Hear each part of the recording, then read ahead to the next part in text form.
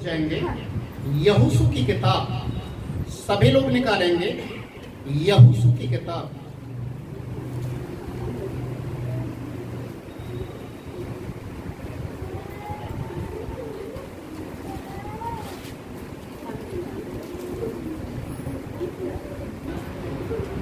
इसके 6 अध्याय,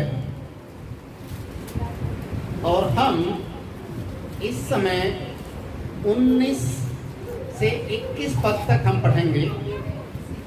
तब चांदी, सोना और जो पात्र पीतल और लोहे के हैं वे यहोवा के लिए पवित्र हैं और उसी के भंडार में रखे जाएं।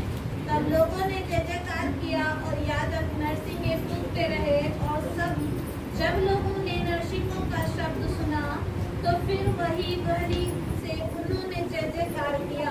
तब शहरपनाह नींव से गिर पड़ी और लोग अपने अपने सामने से उस नगर में चढ़ गए और नगर को ले लिया। और क्या पुरुष, क्या स्त्री, क्या जवान, क्या बूढ़े, वरन बैल, भेड़, बकरी, गधे और जितने नगर में थे उन सबों को उन्होंने अर्पण की वस्तुएं जानकर तलवार से मार डाला। Hallelujah, hallelujah. यहाँ पर यरीहो नगर के विषय में आज हम लोग सीखेंगे। यरीहो नगर, परमेश्वर का वादा है, मैं पूरे कनान देश को तुम्हें दूंगा, पूरे कनान देश को। और बाइबल हमें बताती है जब परमेश्वर ने वाचा बांधा इब्राहिम के साथ, तो उसी बात वाचा को परमेश्वर इसहाक के साथ भी बांधा, उसी को याकूब के साथ भी बांधा, और फिर मूसा को भी याद दिलाया कि मैंने वाचा बांधा था तुम्हारे पुरखाओं के साथ कि इजरायली लोगों को कनान देश में लेकर जाऊं। कनान देश एक ऐसा देश है जहां पर दूध और मधु की धाराएं बहती हैं, आनंद और खुशहाली का देश है। परमेश्वर मूसा के जरिए इजरायली लोगों को मिस्र देश की गुलामी से आजाद किया, और मूसा बड़ी अच्छी तरीके से उनकी अगुवाई करते हुए बड़े बड़े चिन्ह और चमत्कार मिस्र देश के अंदर हुए।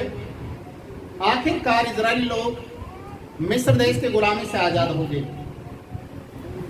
पर बाइबल हमें एक बात को और बताती है, इजरायली लोग मिस्र देश से आजाद तो हो गए थे पर मन से आजाद नहीं हुए थे। हालेलुया, मन से आजाद नहीं हुए थे, क्योंकि बाइबल में लिखा हुआ है 40 सालों तक इजरायली लोगों ने परमेश्वर के कामों को देखा, अद्भुत चमत्कार देखे, पर मन नहीं फिराया। और इसी कारण इब्रानियों की किताब 3 अध्याय में लिखा है कि परमेश्वर का आत्मा उनसे रूठा रहा। इतने सारे कामों को देखने के बावजूद इजरायली लोग जब मौका मिला तब मूसा और परमेश्वर के खिलाफ में उन्होंने बोलना शुरू किया और बोला, हम अच्छे थे मिस्र देश में, हम अच्छे थे मिस्र देश में। और बार बार मिस्र देश में जाने के लिए लोगों को भी वो उत्साहित करना शुरू कर दिया, बुड़बुड़ाना शुरू कर दिया, कभी किस बात को लेकर, कभी किस बात को लेकर। मैं आज आपके बीच में एक बात को रखना चाहूंगा। विश्वासी लोगों को इजरायली लोगों की आत्मा से नहीं भरना, विश्वासी लोगों को इजरायली लोगों की आत्मा से नहीं भरना, जो हमेशा बुड़बुड़ाते हैं। हम विश्वास के साथ चलते हैं, इसलिए हम इब्राहिम की संतान कहलाते हैं। और आज परमेश्वर का वचन कहता है कि जैसा परमेश्वर ने वादा किया था, परमेश्वर उस वादे को पूरा करने में सक्षम है। और परमेश्वर ने अपने वादे को पूरा करने के लिए अब यहोशू के जरिए कनान देश में प्रवेश करने का समय आ चुका है। आपको और मैं याद दिलाना चाहूंगा, मूसा प्रभु का चहीता दोस्त, परमेश्वर के साथ आमने सामने एक भाई के समान बातचीत करने वाला व्यक्ति कनान देश में जा नहीं पाया। क्यों मालूम है? किस वजह से नहीं जा पाया? इजरायली लोगों का बुड़बुड़ाना सुन सुनकर वो भी पक गया था और गुस्से में आकर उसने एक ऐसे कार्य को कर दिया जो परमेश्वर जिससे नाखुश हो। Hallelujah, hallelujah. और उसी दिन परमेश्वर ने मूसा से कहा, तूने मुझे इजरायली लोगों के बीच में मेरी पवित्रताएं को अपवित्रताएं में बदल दिया। मैंने बोला था मुंह से बोलने के लिए, पर तूने लाठी चट्टान पर मार दी है। इस कारण तू कनान देश में नहीं जा। हाजी जो परमेश्वर के साथ 40 दिन बातचीत करने वाला व्यक्ति तंबू के अंदर जाता, तो परमेश्वर अगर इजरायली लोगों को कोई भी कानून व्यवस्था देता तो मूसा के जरिए देता। वो व्यक्ति कनान देश में नहीं जा पाया, कारण इजरायली लोगों का टेढ़ापन और उनका जो बुड़बुड़ाना और उनका जो रिसियाना, उसको सुनकर मूसा भी कई बार उठता जाता है। Hallelujah, hallelujah. अब परमेश्वर यहोशू के जरिए कनान देश में लेकर जा रहा है और सबसे बड़ी बाधा आ गई है यरीहो की दीवार। यरीहो नगर के अंदर कैसे फतेह पाना है, क्योंकि यरीहो नगर जो है वो एक किलेदार है और उसकी जो शहरपना है, चारों तरफ से जो शहरपना है वो इतनी ज्यादा मजबूत है कि अगर हाथियों के द्वारा भी उसे तोड़वाया जाए तो टूटना नामुमकिन है। आप लोग कितने लोग, सारे बच्चे चुप रहे,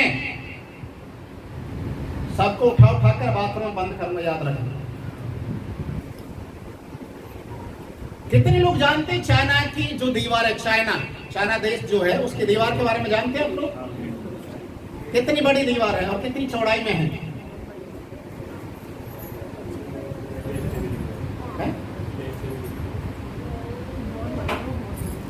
तो पहले जो किले होते थे हमारे देश में भी, राजा महाराजाओं का जब समय था तो बहुत सारे किले थे और किले के चारों तरफ क्या होती थी?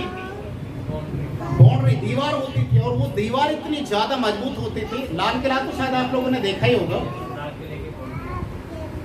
उस किले की जो बाउंड्री होती है उसके ऊपर सैनिक लोग हथियारों को लेकर बैठते हैं और ये जो सैनिक ऊपर में बैठते थे, अगर कोई शहरपनाह के नजदीक आने की कोशिश करे तो ऊपर से हमला कर देते थे ताकि शहरपनाह सुरक्षित रहे। अभी शहरपनाह को कोई टच करेगा तो ऊपर जो सैनिक लोग बैठे हुए हथियारबंद, वो क्या करेंगे? सीधा उसको अटैक करेंगे। अभी यहां पर हम देखते हैं आज कि परमेश्वर यहोशू से बातचीत करता है और क्या कहता है। जब आप यहोशू उसके 6 अध्याय को पहले पद से आप पढ़ेंगे तो आपको समझ में आ जाएगा। परमेश्वर कहता है, तुम यरीहो दीवार के चारों तरफ घूम कर आना। क्या करना है? घूम कर आना है, दीवार को टच नहीं करना। क्या करना है? घूम कर आना है। शायद हो सकता है इजरायली लोग बोल रहे होंगे कि यहोशू भी पागल आदमी हो गया जो कह रहा है कि परमेश्वर कह रहा है दीवार के चारों तरफ घूम कर आना है। और लिखा है 7वें दिन, हर दिन तुम जाओगे, एक दिन जाओगे 1 चक्कर लगा कर आओगे, 2 दिन जाओगे 2 चक्कर लगाओगे, 3 दिन जाओगे 3 चक्कर, और इस तरीके से 7 दिन जाना है। और 7वें दिन 7वां चक्कर जैसे आपका पूरा होगा, क्या करना है? मसाले हाथ में रखना, बाजा बजाने के लिए आपके हाथ में ढोल होने चाहिए और तूरी फूकने के लिए तूरियां भी होनी चाहिए। जब इजराइल लोग युद्ध पर जाते थे, राजा लोग युद्ध पर जाते थे, तो उनके पास तूरियां होती थी। बगुल जिसको बोलते हैं ना, बगुल बजाया जाना मतलब युद्ध के लिए तैयार हो जाना। Hallelujah, hallelujah. इजरायली लोगों को यहोशू कहता और यहोशू उनकी अगुवाई कर रहा है और आगे आगे चल रहा है। और वो क्या कहता है? दीवार की चारों तरफ चलना है, प्रार्थना करते हुए, स्तुति करते हुए, प्रार्थना करते हुए, स्तुति करते हुए यरीहो के चारों तरफ, उसकी शहरपनाह के चारों तरफ घूमना है। जब ये लोग इजरायली लोग ऐसा कर रहे होंगे तो ये सैनिक लोग जो दीवार के ऊपर, शहरपनाह के ऊपर बैठे थे, क्या कर रहे होंगे? क्या कर रहे होंगे? है? उनको देख देख कर मजाक बना रहे होंगे, मजाक बना रहे होंगे, क्योंकि वो हमला इसलिए नहीं कर रहे क्योंकि वो दीवार को छू ही नहीं रहे। पर परमेश्वर क्या कह रहा है कि तुम जैसा मैं बोलता हूं वैसा करो, ये दीवार को परमेश्वर तोड़ेगा। हालेलुया। इस बंधन को परमेश्वर तोड़ेगा। जो हाथियों के द्वारा नहीं टूटेगा उसे परमेश्वर प्रार्थना और स्तुति के जरिए तोड़ने के लिए जा रहा है। Hallelujah, hallelujah. जैसा भी एक गवाही हमारे सामने आया, रात में 2 बजे मेरे पास फोन आया था। 2 बजे अननोन नंबर था, मैंने कभी उस नंबर को देखा भी नहीं। और फोन पर जिस व्यक्ति ने बातचीत किया उसने एक ही बात को बोला कि सर आपका नंबर मुझे मिला है, आप मेरे बेटे के लिए प्रार्थना कर दीजिए। 5 दिन से आईसीयू में है, आंखें नहीं खोल रहा, हाथ पैर उसके काम नहीं कर रहे और एक मुर्दे की तरह वो लेटा हुआ, ऑक्सीजन लगा हुआ है। तो मैंने उसके लिए प्रार्थना किया, पूछा, उसने बोला कि आईसीयू के अंदर हम बाहर में हैं और अभी अंदर नहीं जा सकते, रात का टाइम है, आप प्रार्थना कर दीजिए। प्रार्थना किया, फिर अगले दिन फिर फोन आ गया मॉर्निंग में कि अब मैं अंदर में चला गया हूं, आप प्रार्थना कर दीजिए, मैं बच्चे के सिराने मतलब सर के पास फोन को रख रहा हूं।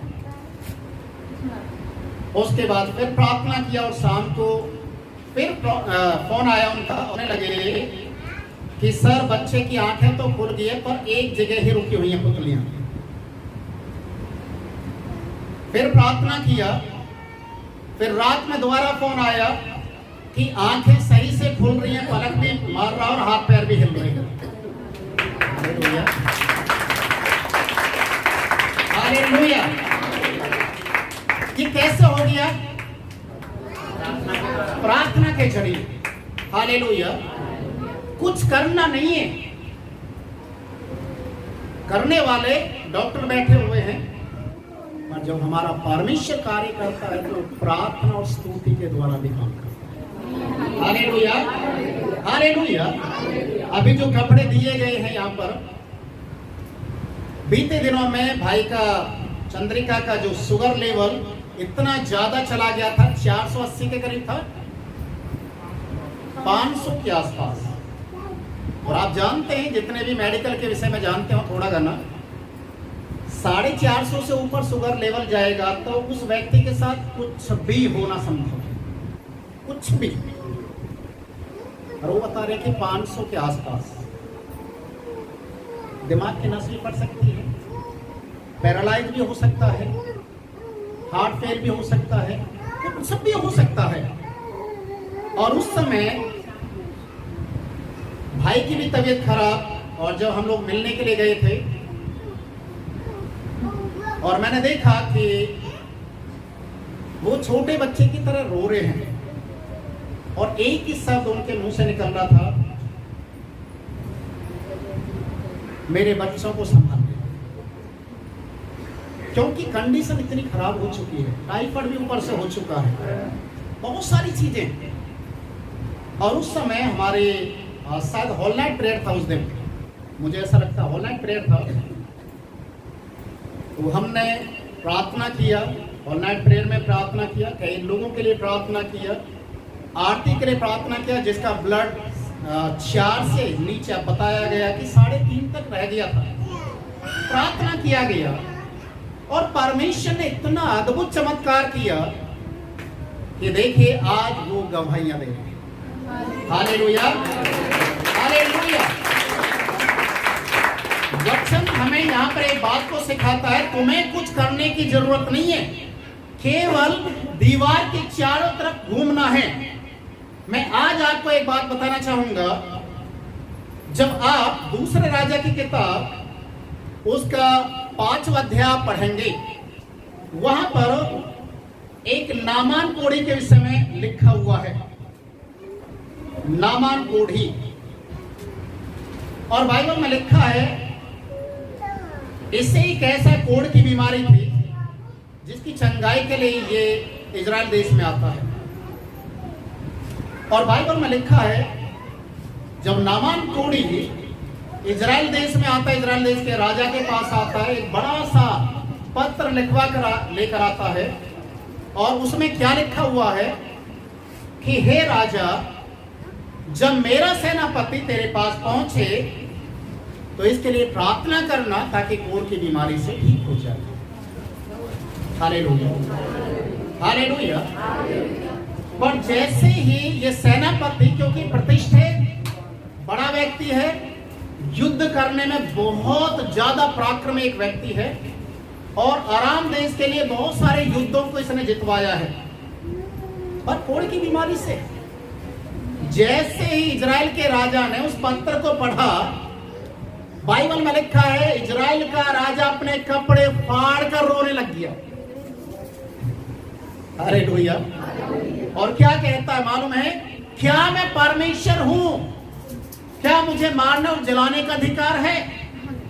ये राजा मुझे इसलिए अपने सेनापति को मेरे पास भेजा ताकि कोई मेरे अंदर नुक्स निकाले या मेरे देश के ऊपर हमला करे। रोने लग गया। क्या मैं मारने वाला और जलाने वाला परमेश्वर हूं? आज ही जो एक बात मैं आपको बताना चाहता हूं, जो हमारे देश के प्रधानमंत्री को भी अधिकार नहीं है, जो उस समय इजराइल के राजा को भी अधिकार नहीं था, वो अधिकार प्रभु ने अपने लोगों को दे रखा है। Hallelujah, hallelujah. तुम प्रार्थना करोगे, चंगाई प्रभु देगा। तुम बांधोगे, बंधन बंधेंगे, और तुम खोलोगे, खुलेंगे। ये अधिकार सरकार की ओर से नहीं मिलने वाला है। हालेलुया, ये परमेश्वर की ओर से मिलता है। और बाइबल में लिखा है जब एलीशा को ये बात मालूम चला कि राजा कितनी बुरी तरीके से रो रहा है, कपड़े फाड़ कर चिल्ला रहा है और बोल रहा है कि अराम के राजा ने अपने सेनापति को इसलिए भेजा है ताकि हमारे खिलाफ में कोई भी षड्यंत्र को रचे और हमारे ऊपर हमला करे। जब एलीशा को मालूम चला, बोला नामान को मेरे पास भेजो। नामान अपने सैनिकों के साथ प्रभु के घर की ओर गया। जैसे गेट पर पहुंचे, दरवाजा खटखटाया, एलीशा ने अंदर से बोला, बाहर में नहीं निकला, जाकर बोलो नामान यरदन नदी में जाकर कितनी बार डुबकी मारे? कितनी बार? नामान क्या तैयार हो गया था?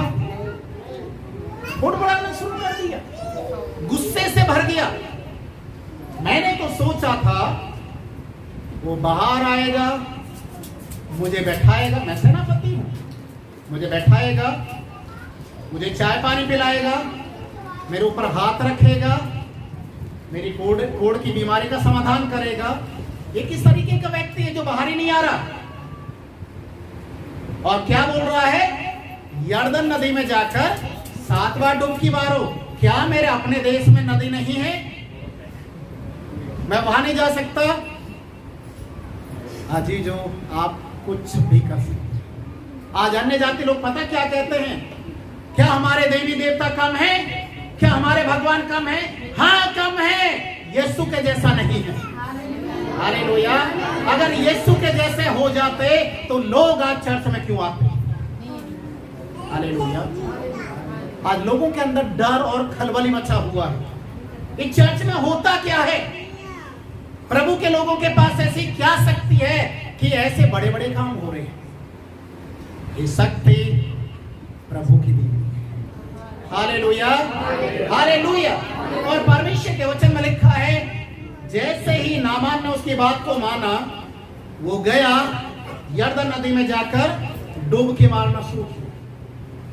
हर डुबकी के बाद अपने शरीर को चेक किया होगा। पर आज्ञा क्या है? कितनी डुबकी मारना है? 7।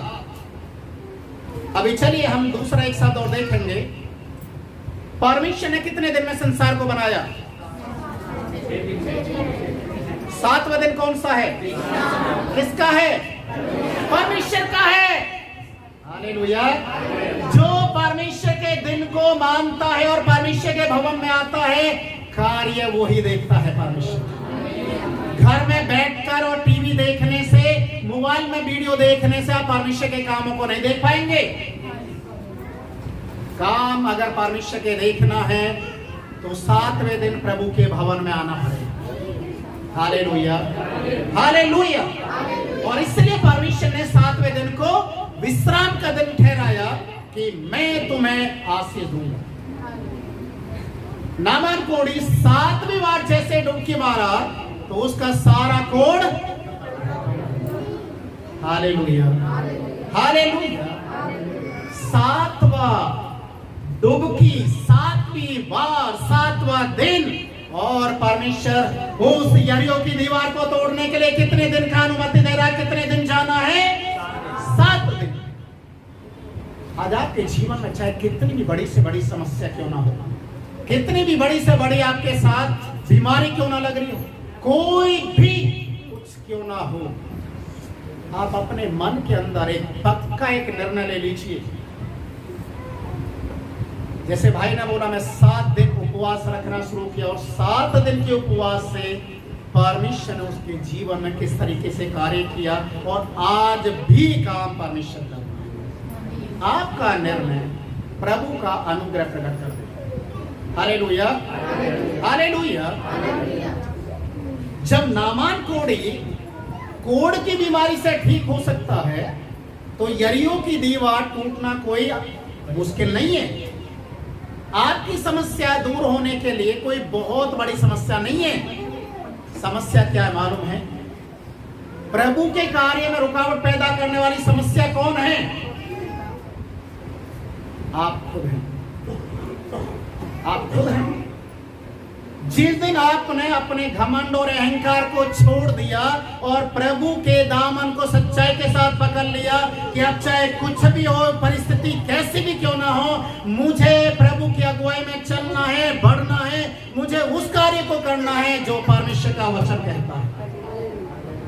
देखिए, परमेश्वर आपके जीवन में काम करता है। परमेश्वर आपके जीवन के अंदर बड़े अद्भुत चमत्कारों को करता है। नहीं, बाइबल में लिखा है, जैसे ही इन्होंने यरीहो के चारों तरफ चक्कर लगाना शुरू किया और 7वां चक्कर जैसे ही पूरा हुआ,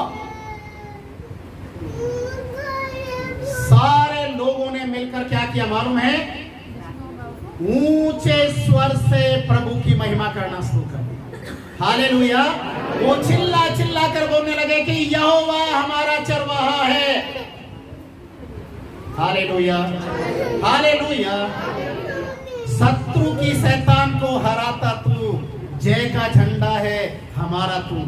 हालेलुया, हालेलुया। उन्होंने अपने बाजे को बजाना शुरू किया, लोगों ने आराधना करना शुरू किया, लोगों ने तूरी फूंकना शुरू किया और जैसे ही ये कार्य आरंभ हुआ, बाइबल में लिखा है, पूरी शहरपना ऊपर से नीचे तक टूट कर बह गई। पूरी शहरपना, एक जगह नहीं, पूरी शहरपना यरीहो की टूट कर नीचे गिर गई। हालेलुया। इतना बड़ा कार्य है, कैसे हो गया? जिस दीवार को हाथी नहीं तोड़ सकते थे, उसे स्तुति और आराधना के द्वारा परमेश्वर ने कैसे तोड़ दिया?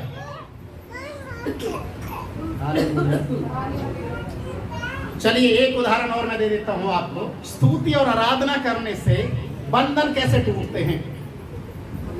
प्रेरितों के काम उसके 16वें अध्याय में सीलास और पौलुस जिस समय बंदी गृह में थे, क्या किया था उन्होंने? आधी रात के लगभग क्या किया था?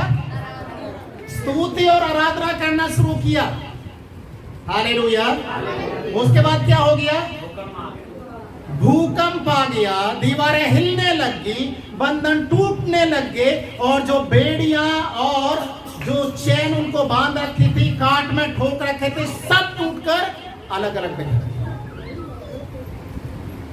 स्तुति और आराधना, याद रखिए, बंधनों को तोड़ता है। कई बार लोग कहते हैं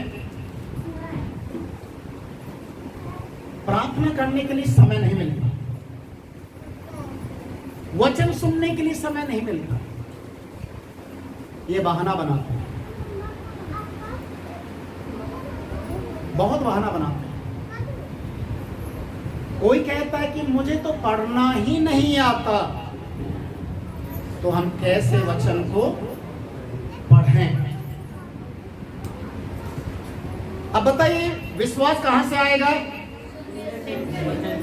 सुनने से। तो क्या बहरे भी हैं जो सुन भी नहीं सकते?